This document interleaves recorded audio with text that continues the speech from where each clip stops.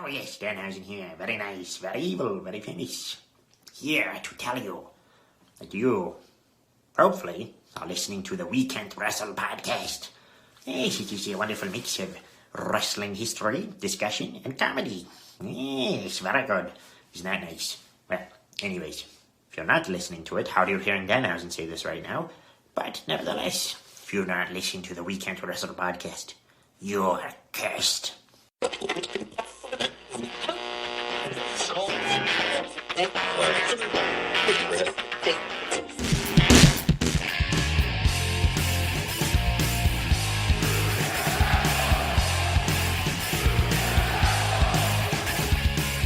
You're listening to the We Can't Wrestle podcast.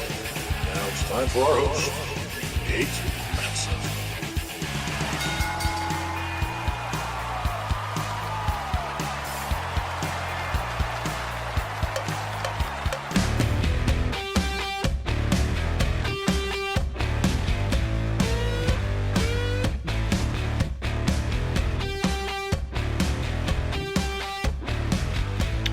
Hello, wrestling fans, and welcome to the latest edition of the We Can't Wrestle podcast. The Maxson brothers here with you. I am Nate, and my brother Aaron, of course.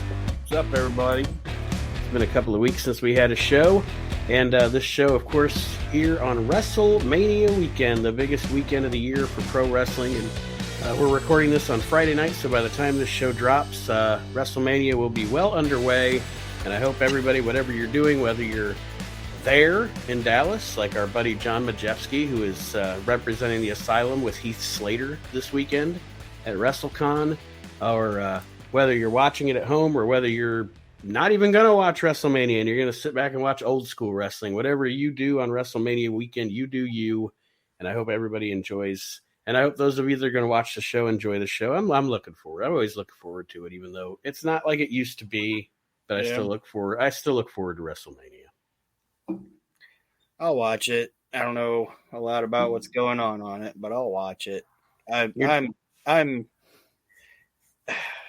it every year. I'm like, all right, WrestleMania. Is this gonna be it? Is this gonna be what gets me given the fever again? I'm hoping it does. And I know this isn't gonna be a popular statement, but I like the guy. I'm 99% sure it's gonna happen, but I'm really hoping Cody Rhodes shows up. I think he's going to be on the show. I don't think he's going to be the guy facing Seth Rollins, just because I think he was originally going to be, but when all the leaks came out and everybody started, I think Vince and whoever is pretty much like, no, we're not doing that match because it's what everybody expects. I think it's going to be maybe Shane McMahon. Bleh. I know, but that was their original plan before all the shit went down with Shane at the Rumble. Was their original plan was to build to Shane versus Seth at WrestleMania anyway. So, yeah. But I don't, like I said, I think Cody will be either at Mania or at the Raw after Mania, but I don't think at this point it's Seth and Cody. I just don't think so. And I could be wrong, Yeah. I've been, but yeah, I know the guy gets a lot of hate, but I like Cody. The premise of this week's show, it might be short, it might not be. It always depends if we get in the weeds or not. We're going to do one of our random questions shows this week. Archie was going to be here with us, but was not able to be with us. So each of us have 3 questions to throw at the other. And I made a quick bonus question too, just in case. But they don't have to be wrestling related. The 3 originals that I had were. So mine are all of yours are? Yes. All right. And so you want to go first? They're all championship based too. Okay. If you want me to go first, I'll go first. Yeah, go ahead. All right. I put do you guys, but there's not 2 of you to ask. So do you guy think that Rick Steiner would have been a good short-term NWA champion in the 88-89 season, if you want to call it that, the year? I think he was over enough to get like a quote unquote fluke win. Like you said, short term. I don't know that at that time that he was the guy that you roll with, like, a year or whatever. To draw Greensboro for 6 months or whatever. But yeah, I mean, he was like he was super over Oh, yeah. at that time. I think, and I'm glad he did because it was cool. But like, if Scott Steiner would have never gotten the business, I think Rick would have had a completely different career. Mm-hmm. And like I said, I'm glad Scott did because the Steiner brothers were the fucking shit, you know. Right. But I think Rick would have had a huger singles career, in my opinion. Oh, I do too. And I think, like I said, he was over. He had potential. His promos. It's funny because Scott's promos are wild and out there. Rick's promos at that time, we're talking about 88, 89, he was crazy, but it worked. You know, like he was kind of a, what do you want to say? Like a savant. Like he was kind of a simpleton. Yeah. He got in the ring and he was a fucking beast. And it's like I've said before, and it's even with comedy, it takes a smart comedian to play a dumbass, you know? Mm-hmm. Mm-hmm. And I'm not saying Rick Steiner's character was a dumbass or whatever, but Rick Steiner, the guy, isn't a moron. You know what I mean? Like, right? Yeah. he's an like as far as he's in like school systems and shit like that. So it's like, I mean, he's a college graduate, but it's just like I like think the 88 and 89 Rick Steiner. I think he would have been a cool like 4-month or whatever champion that like beat Flair and then Flair's chasing him or whatever. You know what else was? You know what else was a cool phase of his career? He didn't always have. What do you want to say? Steiner Brothers-esque matches, but he wasn't meant to. But that like he was one of the cooler things about like 99 WCW. Yeah, when he had the black singlet and if you don't like me, bite me. Yeah. Yeah. I actually dug him at that time. Like, he had that cool black jacket too that had them like chrome bulldogs or whatever on the shoulders. Yeah. Rick's awesome. I don't think the guy gets enough credit. Me neither. And I think it's because he gets kind of overshadowed by his brother's gigantic fucking personality, you know? But yeah, I agree. I think he's underrated. And, I think he could have worked as like a, you know, again, I use the word fluke just for the lack of a better term, but you know, he gets the wacky roll up on Flair or whatever, and then the Horsemen fucking are, you know, like what the fuck? And then the NWA could be like, holy shit, this goofball's the champ. You know what I mean? Like. Yeah. Our champion is insane. He's talking to his hand. He's like, what is going on? And you could do a whole thing with like he beats every single one of the horsemen, you know what I mean? Mm-hmm. Like flip the script on Flair, you know, like he used to have to go through the horsemen to get the Flair, but then he can be like, hey, one of you guys gotta beat me to get, you know, does that make sense? To get Flair a shot. Yeah. That's I think it would have worked. Well, mine also goes back. My first question here also goes back to the NWA in the 80s. What happens? And I know the general consensus, and that is part of my answer. But what happens with Magnum TA if he does not have his accident?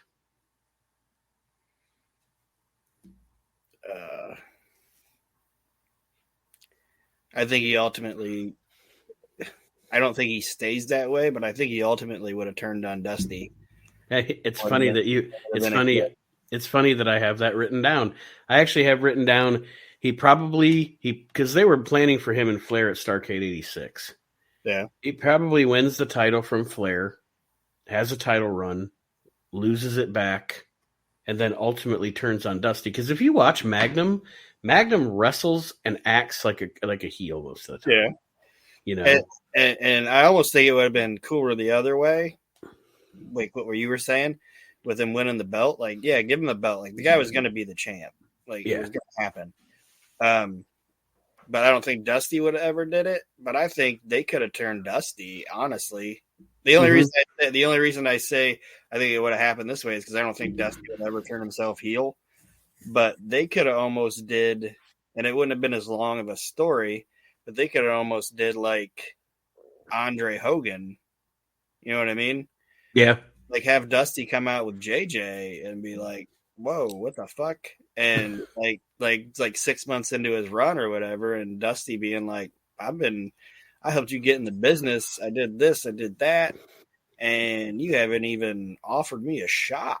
You know, like even have it be like during the match, like the Horsemen try to get involved or whatever, and Dusty runs them off, and he could even be like, "Dude, if it wouldn't even been for me, you wouldn't even be champion." Yeah, and you don't offer me a title shot."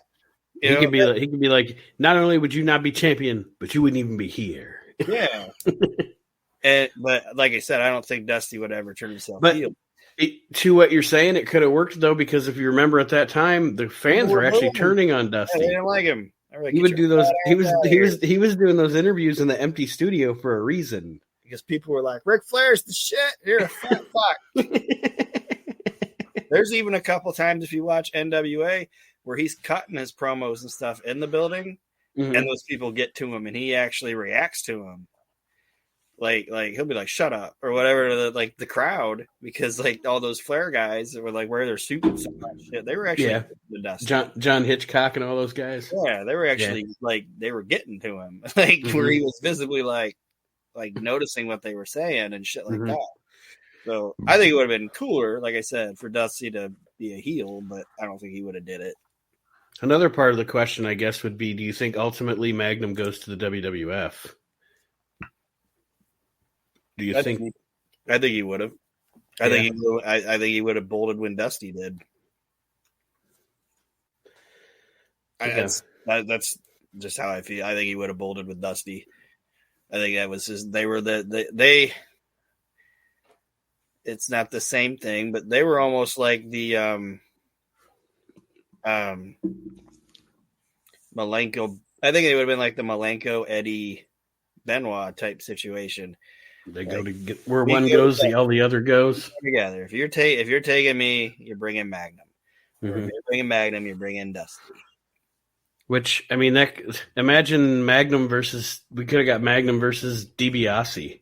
Yeah. Magnum versus Randy Savage. I don't know why, but to me that's just like a wacky match to think of. Just I don't know. And I don't. Part of me also wonders if it happens, though. If Magnum goes, does Warrior get to where he was at? Yeah. I mean, I talk about like if Sting would have bolted and went to WWF. Warrior probably wouldn't have got to where he was at, you know. Because Sting could at least wrestle, you know, speak. But I like I said, I don't think I think Warrior would have still probably been a thing, but I don't think he would have got to where he got. Yeah, because if you think about it, all right, if we're thinking about this kind of a time frame, so Dusty goes to the WWF in what, 89?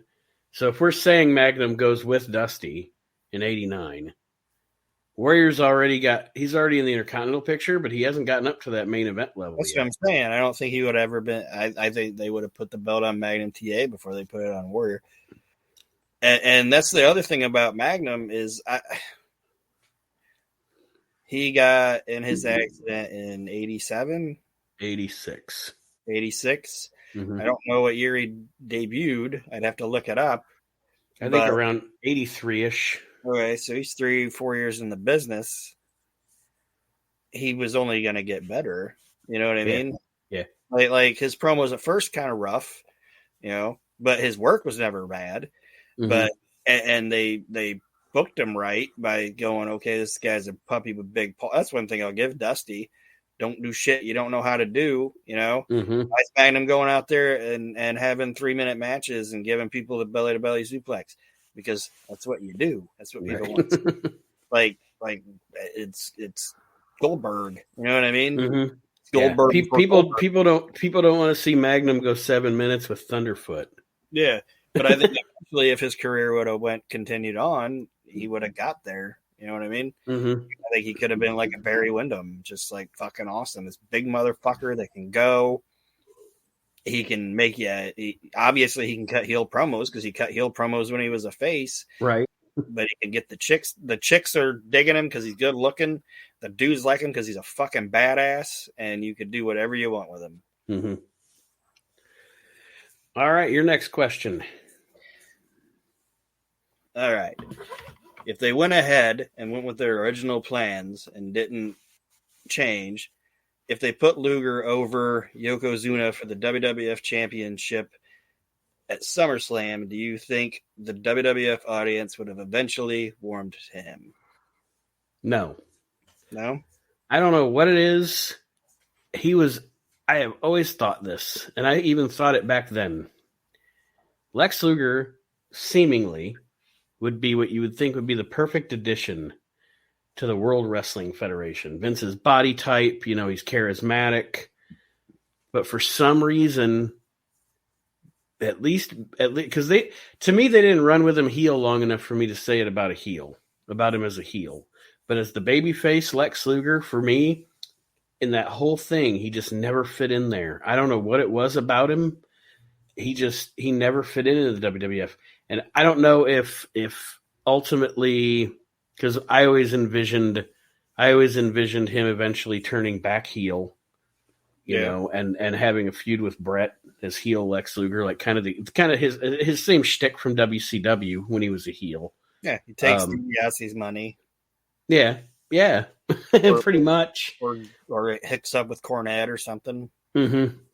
But I don't see them warming to him. And I also think at that time that and you and I were both watching then, and I was a huge WWF fan. By the time Luger was chosen to possibly be the guy, the WWF audience had chosen Brett as their guy.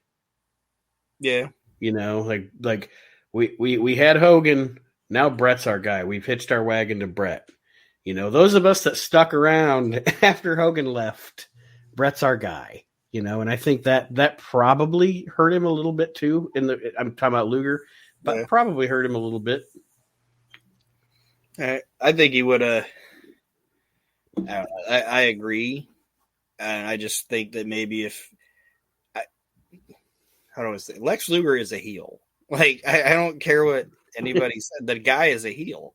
Mm-hmm. Like if you listen to stories about the guy back then, like that is what he is. He's a fucking heel. Like now everybody says, "Oh, great guy," Like anybody that Lex Luger back then says, the Lex Luger now, completely different human being, completely different. Like he's been humbled by his life experiences, And this is how I kind of want to describe the guy. And you might be like, "What?" And I'm not going off like his work rate, promos, anything like that. To me, when I hear stories of Lex Luger back in like the 80s and shit like that, I think in the locker room, he was that era's Randy Orton.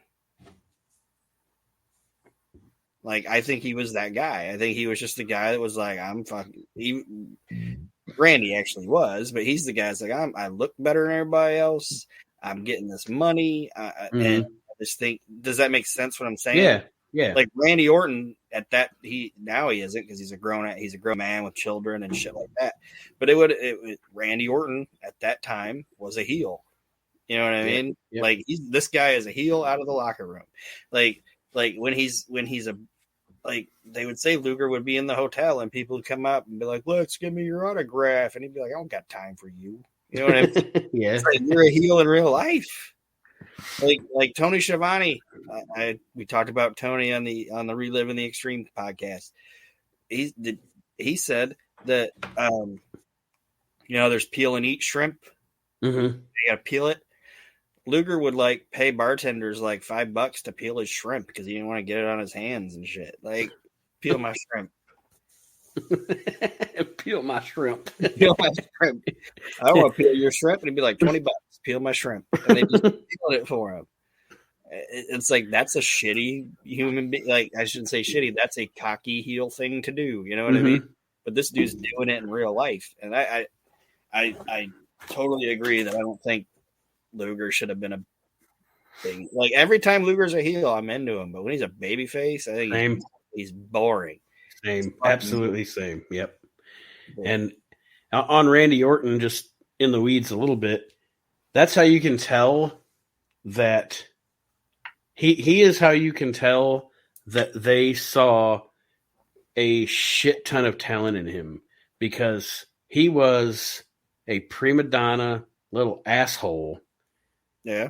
Along with his buddies, Maven and Mark Jindrak, and you see where they are now. And they were like, with him, they were like, he's put him under the learning tree, Yeah. Ric Flair, Triple H, Ric Flair probably, and that was probably by design too. Flair probably kind of was there to get it out of his system. Yes, the Playboy part out of his system, and Triple H to bring him, to center him as far as a performer and shit goes. Nothing happens in that company without a lot of thought going into it, at least back in the day. I don't know about now. Yeah. But now I don't know. Jim Ross wasn't dumb. I'm not saying this. What's his name? What's the Khan guy's name? Tony Khan? Not Tony Khan. Nick Khan. Nick Khan. I'm not saying Nick Khan's a moron. You don't get to be in where he's at and being a moron. You know what I mean? Mm-hmm. But I don't know. He's not. It's a totally different thing. Jim Ross is a wrestling guy who looked at the wrestling product, and Nick Khan is a businessman who is looking at WWE no different than the CEO of Walmart is looking at Walmart. Yeah. It's not about the socks. I don't care about the socks. I just care about the bottom line. The socks aren't great quality. They're buying them anyway. Exactly my point. Yes. All right. Next question. Work for Walmart, and I won't buy our shoes, but I'll sell the shit out of them. You can keep that on the podcast. We have crap shoes. All right. My next question. When I wrote the question down, it was supposed to be one answer. I have two. What is, and there are not a lot of them out there. I had to think about it for a minute. In everything that has happened over the years with the mergers of the WWF and WCW and ECW and all the purchases and people jumping from company to company, there aren't a lot left. But what is a match or two that never happened that you would have loved to seen? Well, we just talked about one through text message the other day, and I was actually watching an ECW pay-per-view, and I thought about it when I saw these two guys together. I've never seen Jake Roberts wrestle Terry Funk, and I think it would be fucking fantastic. Yeah, well, and even not just wrestling, the promos and the build-up and everything to it, yeah. I was like you, I was like, no way, it never happened, and I searched it, and it never happened. And I think it was just a matter of they were always ships passing in the night, Yeah. Like they were never in that same promotion or territory, or if they were, which I don't know what they were. Because Terry's in the WWF in 86, but I think by the time Jake comes in, Terry's gone and Dory's with Jimmy Jack. I don't think they were ever... Did Terry ever even wrestle for Crockett, other than when he was the NWA champion and would go in? I'd have to look into I don't think he did. I think Dory did, but I don't know if Terry ever did or not, at least on a full-time basis. Early 80s, Jake was in Crockett. Terry wasn't there. In the 90s, they were never in the same promotion. So it just never worked out. But you're right. It would have been a great match. And the reason I thought about it was I was watching Heat Wave 1998, and I posted this too. Like, they were talking about that Forbidden Door and all this shit, like being like this original thing. ECW's Forbidden Door was fucking insane. like crazy. Like in this one fucking show, Tracy Smothers and only real wrestling fans will understand why this was cool. Tracy Smothers fought Tommy Rogers. It's fucking great. Okay. Fucking great. And this match is going on, and the fucking FBI keeps getting involved, and fucking like Ulf Herman is now part of the FBI. He's from Munich. He's from like Munich, Italy, or whatever. Then all this shit happens, and Chris Chetty's involved, and all this shit. It's all going down. Tommy Rogers ends up winning, and Ulf Herman Chetty had ran out. This is a long way to get to where I'm going, but Chetty had ran out Herman. Well, then Herman comes back and he's got Mabel with him. And Mabel is now in the FBI. And it leads to like Spike coming out and beating both of them. Whatever. And then in the next match, or later on in the match, it's Jake Roberts is with fucking Jake Roberts is with Tommy Dreamer in this tag team match. And then in this tag team match, it involves like Justin Credible and other people. Fucking Rod Price and the one-man gang run out. They've taken money from Justin Incredible to beat up Tommy Dreamer and Jake Roberts. And the whole time, Jake Roberts is wearing like track pants and a polo shirt. It's like, what the hell is going on? And then Terry Funk attacks Tommy Dreamer.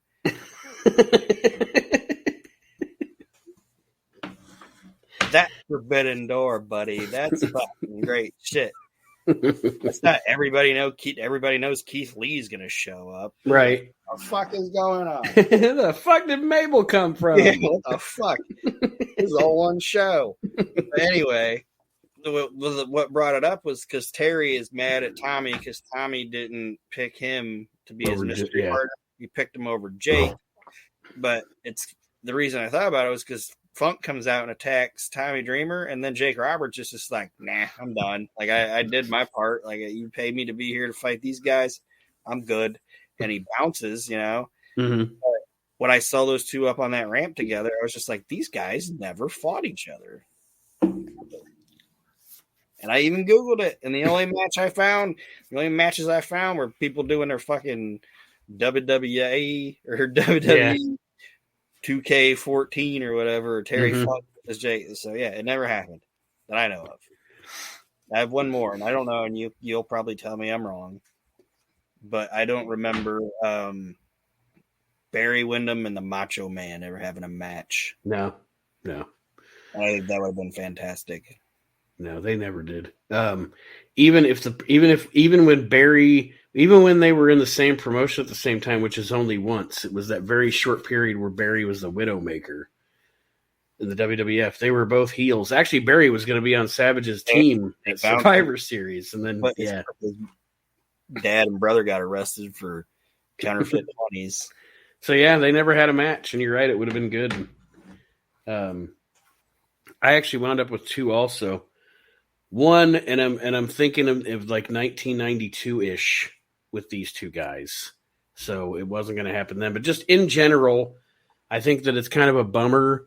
A lot of people talk about Sting and Undertaker, and to me, I'd never had any desire to see that match. Even though, people say dream match and et cetera, et cetera. But I think that at their peak, you could have got a fantastic match, Sting versus Shawn Michaels. Oh yeah.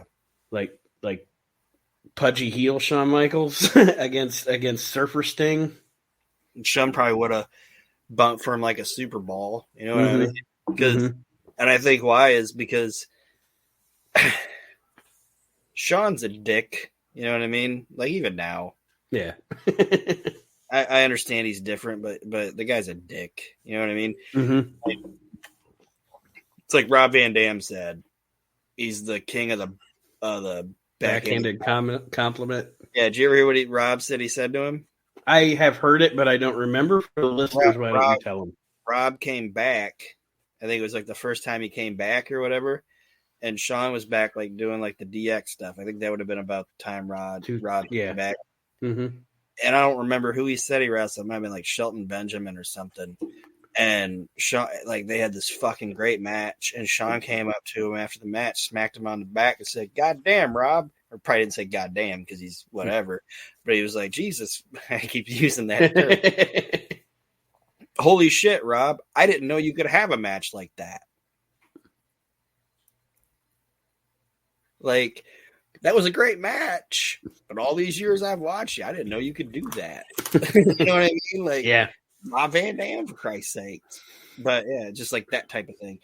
But when I was saying like Shawn's a dick or whatever, if somebody else was a dick, he wouldn't wouldn't do shit for him. You know what I mean? Yeah. But everything I've ever heard about Sting, he's just a good dude, and I think Sean would have probably just been like, Sting, Steve, he's a good guy. I'll go out there and do whatever, you know. And Sting's not a selfish guy. Obviously, if you look at his WWE run, he's not a selfish human being.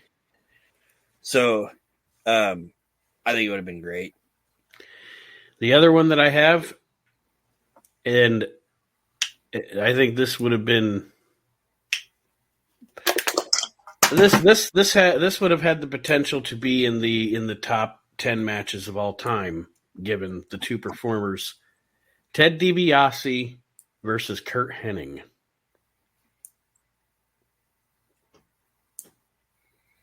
I agree. I don't know if I don't want to say it never happened.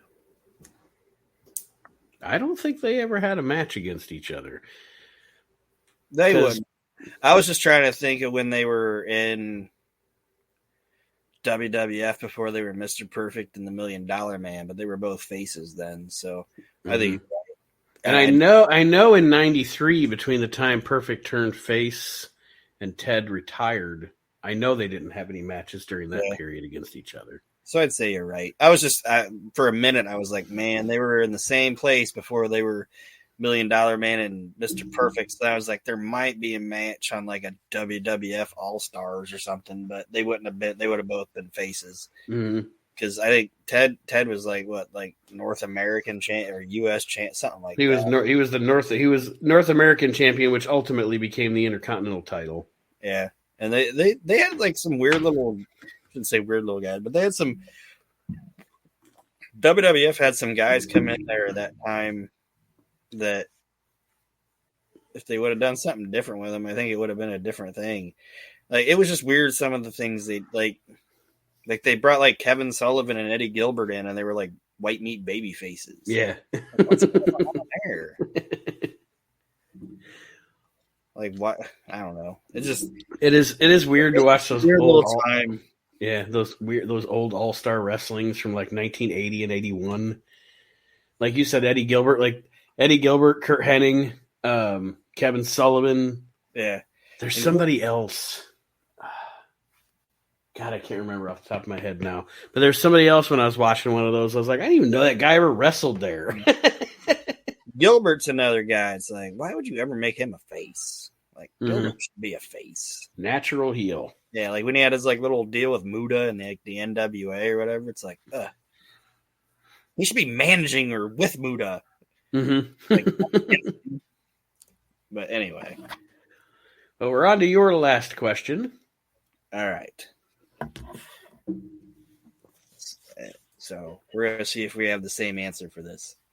It's 1987. All right. Hulk Hogan on top of the world. Biggest wrestling star in the world.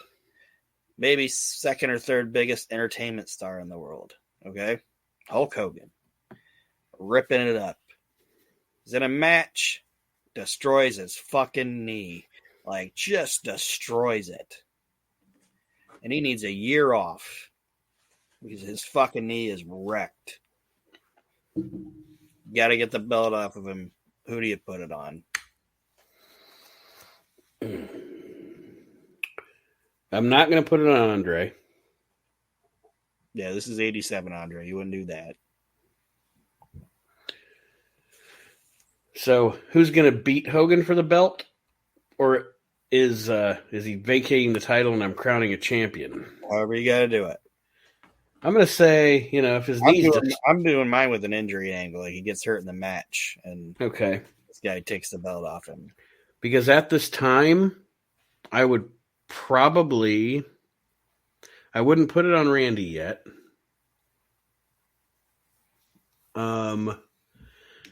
So your main options, man. Okay. Let me think. That's a good question, isn't it? It is. Because then I'm thinking, all right, are we talking post WrestleMania 3, pre WrestleMania 3? I think, to be honest with you, that I would probably have an injury angle where he has to vacate the title. Okay. And then I would probably put the title on because he's still very over at this time. I would probably put the title on Paul Orndorff. Boom. That's who I said. I said Paul Orndorff, and I figured out how I'd do it. That's just what I think. I think, okay, he's beat Andre. All right. Hogan slayed the giant. Mm-hmm. Done it. Okay. Him and Paul are friends, right? Well, at this point, no, Paul has turned on him by this point. Paul's already... Yeah, because Paul turned on him in '86. Okay. And then they went into, after Paul, that's when he started the feud with Andre. But still, those are those two. But with Hogan and Orndorff, you can always put them back together real quick. Because they're one of those teams where they can fly. They're friends. They're not friends. They're friends. I was just trying to think like, okay, I guess I got my timeline screwed up a little bit.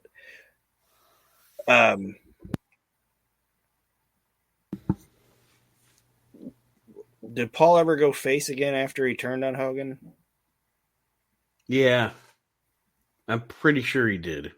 Okay. Because he gets back on Hogan's side because he winds up on Hogan's team at Survivor Series 87. Yeah, so okay, I'm good then. Yes, yeah, you're good. You're good. I had to count myself.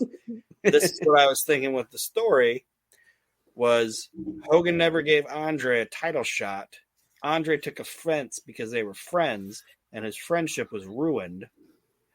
So, in my mind, I was thinking Hulk Hogan goes, okay, I'm the champ. Paul's doing a great job. I'm going to offer Paul a title shot. Okay? Mm-hmm. Paul and I are friends. I'm going to offer him a title shot. Saturday night's main event. Okay? Something like that. Do it on national television. Not a pay-per-view because you're going to fuck the people a little bit. Right. In the match, Hogan doesn't have to do anything because his knee's fucked. You know what I mean? Mm-hmm. But like,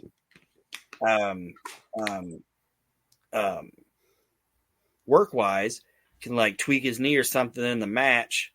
Orndorff sees it. It's a title shot.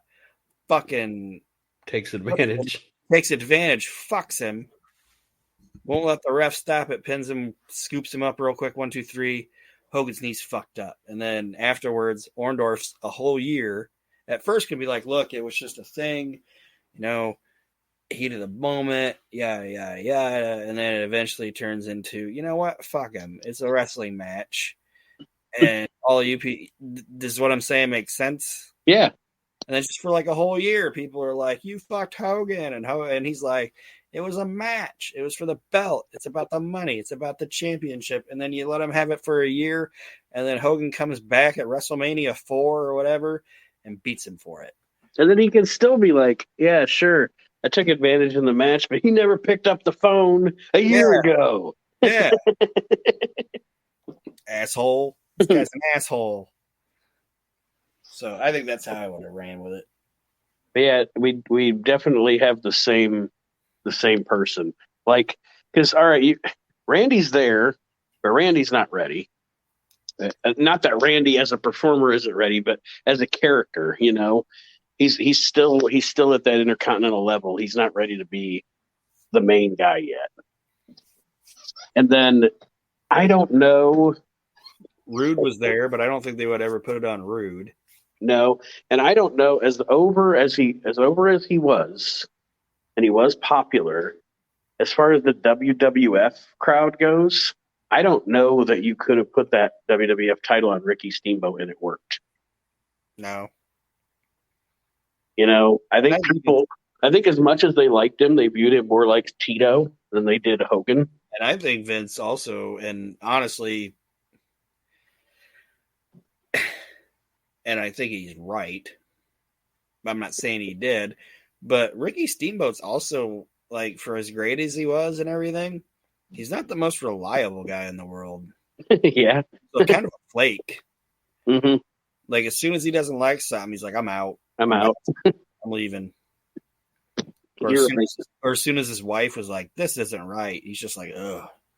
My wife's up my ass. Wife's up my ass about this fucking contract. I gotta go. You know, like I think honestly that's the thing with Ricky Steve. Like, tell me where he was at for like in a significant amount of time in his career. I mean, other than Mid-Atlantic pre-expansion. Yeah, but during the expansion time when people would have contracts and shit, Mm-hmm. know where the money was at. And I'm not knocking him, but he'd just be like, I'm out. Yeah. I don't like this. I'm good to go. See you later. Like, that's how Honky Tonk Man said that about him one time when they were bringing him back as an agent. He's like, really? Bring that guy in as an agent? And he's going to be the guy to tell a guy, why don't you just go out there and do what they ask you to do, brother? Why don't you just go out there and do what you're asked? He's like, what the hell did you ever do what you were asked? Like, he's like Steamboat's like the nicest politician ever. Like, he wouldn't motherfuck anybody out the door, but he'd just be like, nope, I'm good. And honestly, I think that's why they wouldn't have put it on him. Mm-hmm. But Paul Orndorff's the guy in that situation. I agree. So my last question is very simple. And it's been discussed on, I think it's been discussed on other shows before. I don't know. I've heard it debated. I don't know if it was on Facebook or whatever, but I don't know that if we've ever put the definitive question here on the We Can't Wrestle podcast. Simple question: the Road Warriors or Demolition?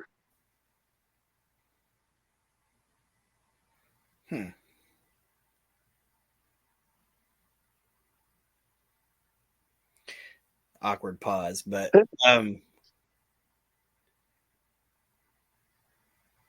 Demolition.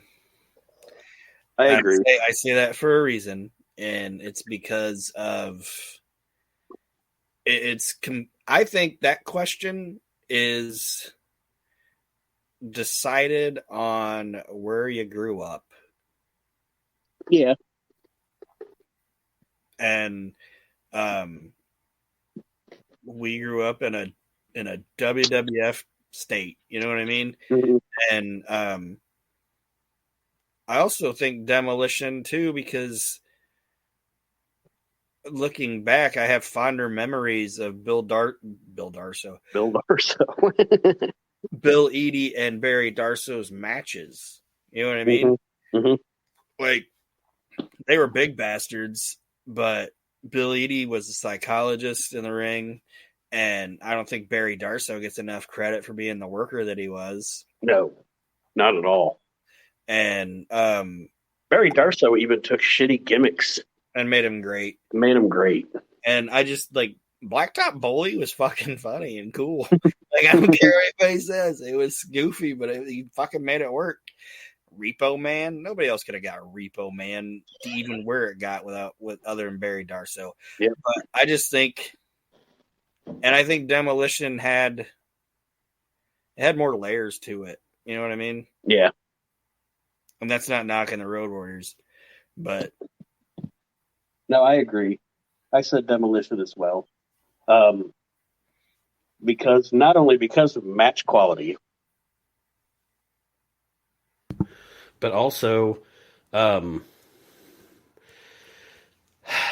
don't know.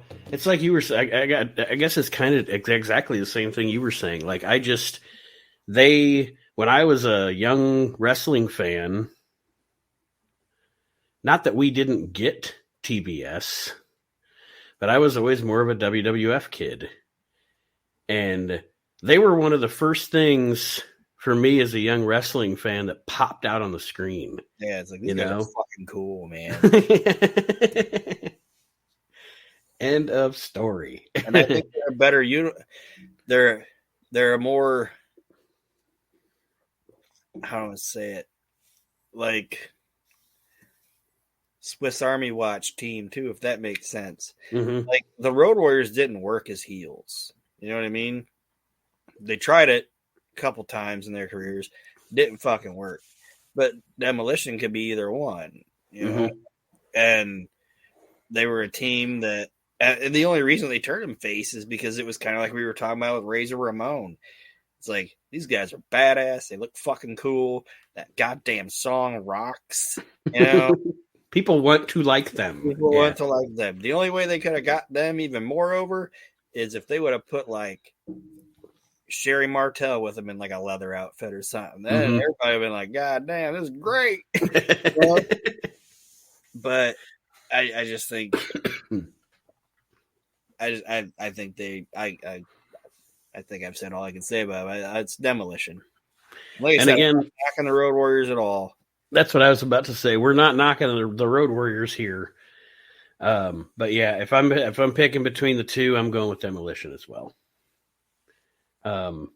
Funny thing though, there's I am currently watching 1987.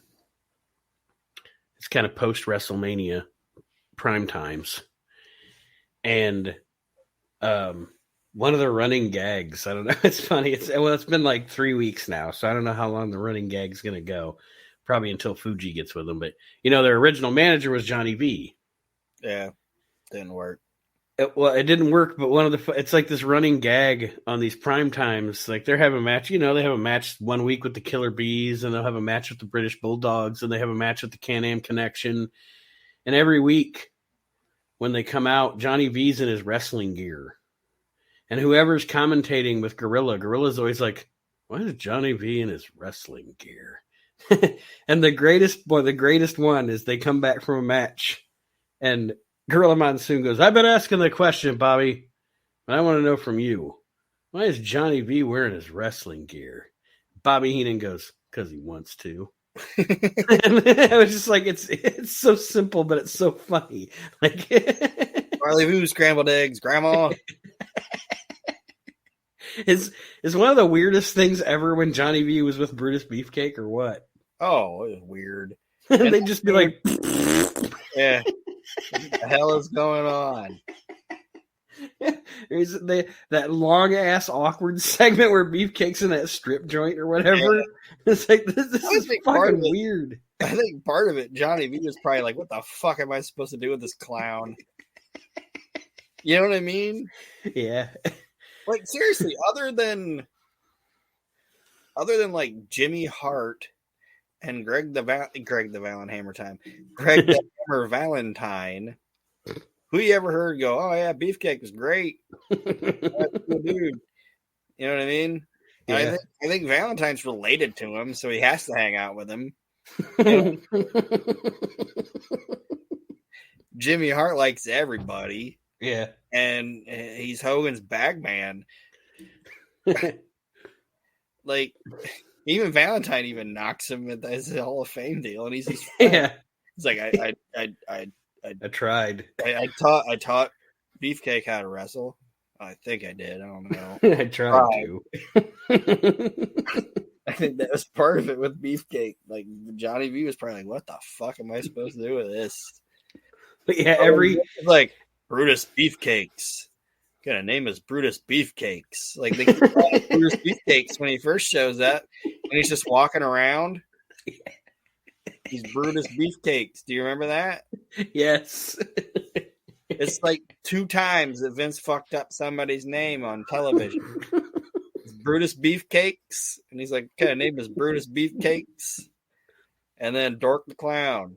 Dork the Clown. Fucking Rob Bartlett says, "There's Dork the Clown," and Vince is like, "Yeah, Dork the Clown." Wait, what kind of name is Dork for a clown? And Randy Savage has to go, "I believe his name is Doink." Yeah, Randy Savage is the voice for reason. Like, yeah. I believe his name is Doink. I believe his name is Doink. What kind of name for a clown is Dork? Randy Savage is like, put some respect on it when you're talking about Doink. Dork the Clown. Brutus Beefcakes. Brutus Beefcakes and Dork the Clown. What would a Dink's name been if they just kept it Dork? Dirk. It's Dirk the Clown. Dirk. Dork and Dirk.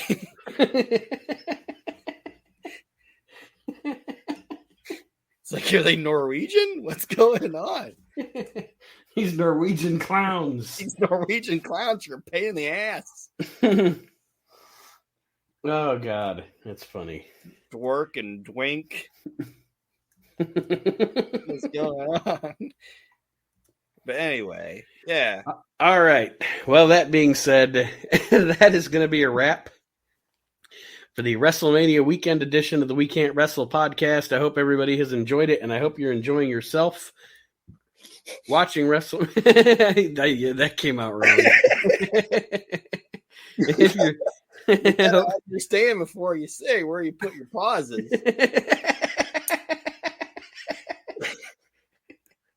If you're not enjoying yourself, if you're dorking your beefcakes right now, put it back. Aaron, any parting words for our listeners as the show has gone off the rails here at the end? Please do not enjoy yourself while listening to my show or show. Enjoy listening to the. You're not editing that out, by the way. No, I'm not. Anyway, thanks for listening. The tournament's going on for the WWF/E World Tag Team Championship. Mm-hmm. Trying to stay up to date as much on it as I can, but with work, it's crazy. You guys aren't paying me, so I need to pay attention to them.